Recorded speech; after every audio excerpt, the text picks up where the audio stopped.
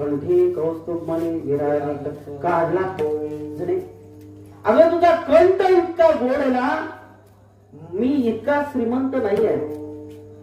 तुझ्या कंठातला गोडवा बघून माझ्याकडे असणार हे तुटकं फुटकं तुझ्या गळ्यात घालतो.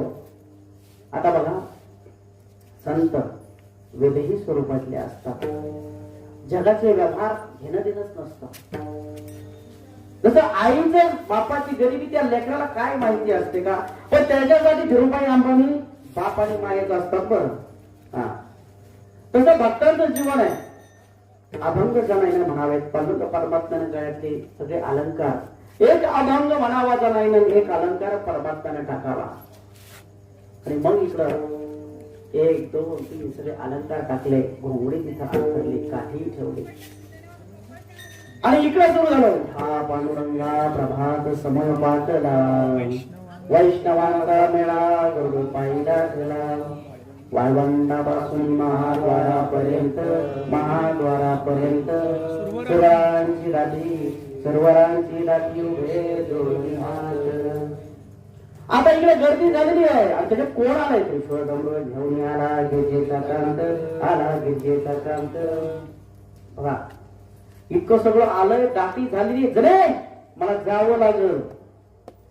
तुला कोणी अडवलाय? जावा.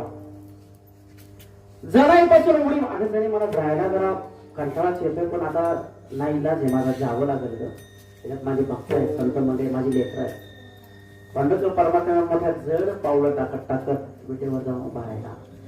आता हे सगळे समजदार जबाबदार पुजारी सगळे आले, बघितलं.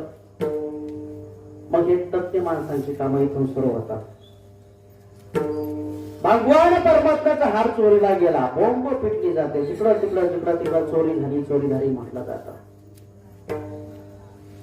संत चोरी करतात, पण कशाची? राम नामाची. राम नाम सोने चोरी, देवा तुझा मी सोनार.